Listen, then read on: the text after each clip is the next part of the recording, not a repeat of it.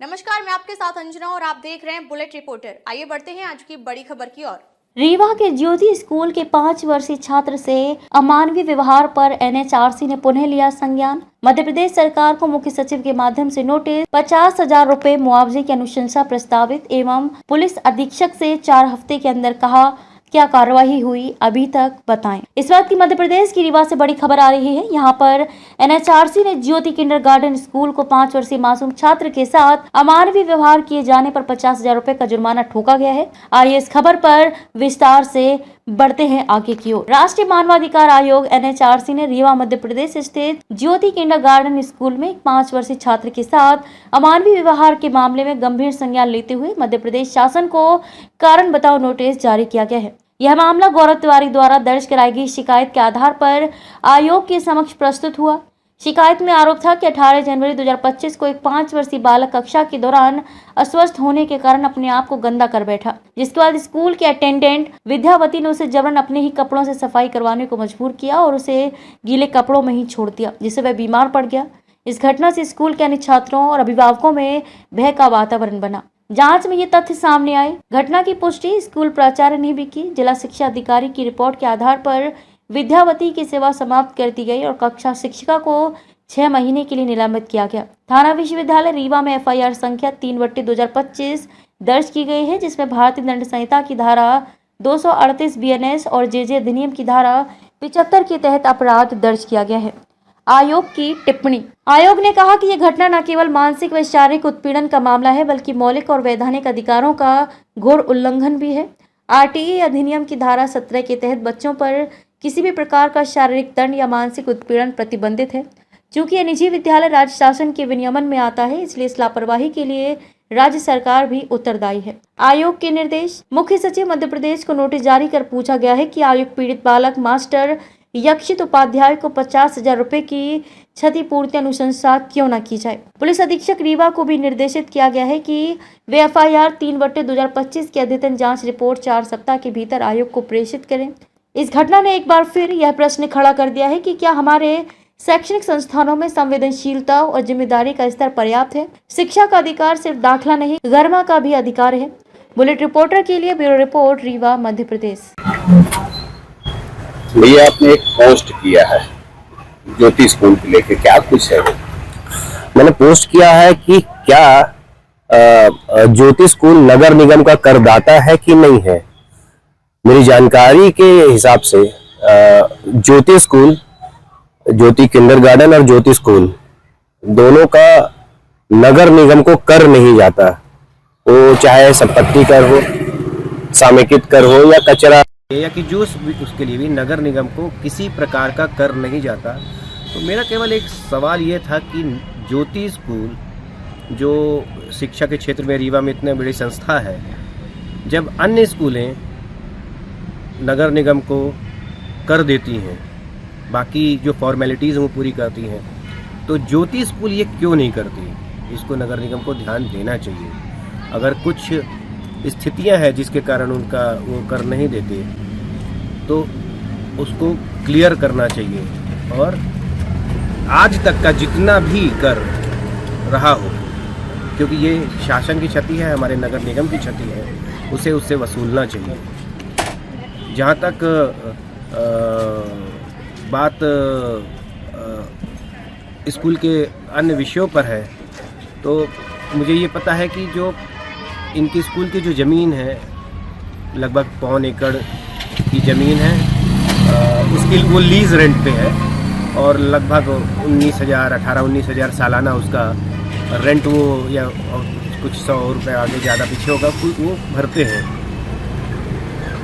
वहाँ पे कितनी ज़मीन है उनकी ये भी देखना चाहिए, उसका कितना कर होता है देखना चाहिए। आप लोग भी जानते हैं कि वहाँ पे आज के डेट में कितनी बेशकीमती ज़मीन है वो, और उस बहुमूल्य ज़मीन पर स्कूल प्रबंधन किस तरह से काम कर रहा है, स्कूल की फ़ीस कितनी है। मुझे तो सुनने में आया है कि और अन्य तरीक़ों से भी बच्चों से पैसे लिए जाते हैं। तो इस विषयों को लेकर मेरे मन में आया कि मैं एक बार अपने बात सबके सामने रखूं कि आखिर ऐसा क्या है कि नगर निगम को ज्योति स्कूल कर नहीं देता। और ये आप लोगों को भी मैं कहना चाहता हूँ, आप पत्रकार बंधुओं को भी, कि आपका भी विषय भी है कि हमारे रीवा के लिए कि इसको आप जांचें, परखें, इसका पता लगाएं कि ऐसी क्या शक्तियां हैं जो रोक रही हैं नगर निगम को वो कर वसूलने से। इससे पहले भी कुछ ज्योति स्कूल ने ऐसा किया था, कृत्य जो है बच्चों के पेरेंट्स और बच्चे के साथ में जो है अनैतिक कृत्य किया, जो है उससे पोटी साफ करवाया था, उस पर भी आपने जो है आकृष्ट किया था, लेकिन उसमें क्या कुछ हुआ नहीं है अभी तक? देखिए, मैं उस पर मुखरता से उठाया था और मानवाधिकार ने संज्ञान लिया था, उस पर FIR भी हुई थी।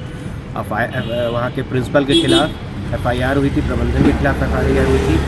उसके आगे क्या हुआ है ये तो कानूनी दांव पेच है और जो पुलिस विभाग है वो बता सकता है, क्योंकि मुझे जब जैसा कहा जाएगा बुलाया जाएगा उसके लिए मैं हमेशा खड़ा हूँ। तो बाकी का तो मुझे अभी नहीं पता कि आगे की क्या उसमें वो किया गया है। ज्योति स्कूल वाले मतलब कब से टैक्स नहीं जमा किए होंगे? चाहे ये बच्चों वाली, देखिए मेरी जानकारी जो है ये कभी नहीं किए हैं। ये जो बोदाबाग चाहे ये नया बस दोनों ये केवल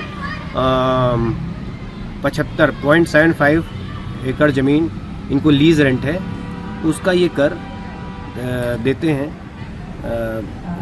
2 कर होते हैं, उन दोनों को मिला के लगभग 19-19.5 हज़ार रुपये के आसपास होता है, जो मुझे पता है उसका ये कर देते हैं। बाकी ये कभी कुछ भी नहीं देते, साल का केवल इतना देते हैं। इसको लेकर आप कमिश्नर से बात की है नगर निगम? नहीं, अभी मैंने किसी से बात नहीं की है।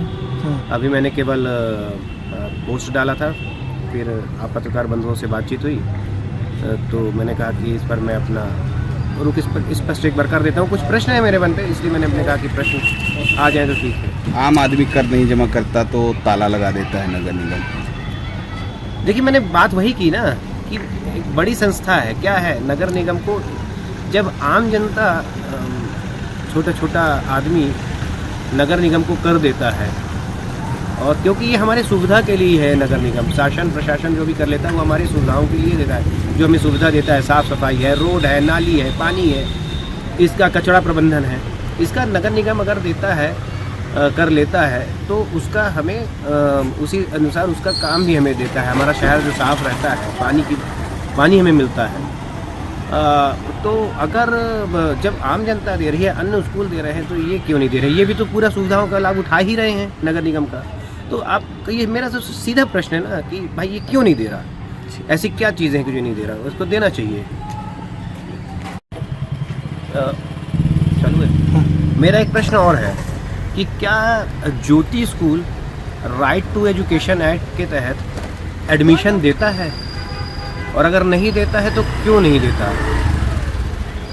उसे देना चाहिए। ये शिक्षा विभाग का काम है, जिला शिक्षा अधिकारी इसकी जांच और पड़ताल करे, क्योंकि वो क्यों नहीं देता है एडमिशन बच्चों को राइट टू एजुकेशन, जब हमारा पूरा देश में एक एक्ट लागू है। और वो क्या कारण बताता है? अगर जो कारण बता रहा है फिर उसी लाइन पे वो रह रहा है क्या? ये प्रश्न है, इसको आप लोग खोजिए एक बार, और इसके बाद मैं आपको इसका कई सारी डिटेल्स बताऊंगा जो आपके प्रश्न मैंने अभी उठाए थे। अब तक के लिए बस इतना ही, फिर मिलते हैं कुछ ऐसी ही बड़ी खबर के साथ। तब तक के लिए नमस्कार और देखते रहिए बुलेट रिपोर्टर। अगर आपको वीडियो पसंद आई हो तो लाइक करें व शेयर करें। ऐसे लेटेस्ट अपडेट पाने के लिए बेल आइकन प्रेस करना ना भूलें। अगर आप हमें फेसबुक या फिर इंस्टा के माध्यम से देख रहे हैं तो हमारे पेज को फॉलो जरूर करें। धन्यवाद। नए वीडियोस एवं ताज़ी खबरें मिलती रहें, इसके लिए हमारे चैनल को लाइक, शेयर और सब्सक्राइब करना ना भूलें।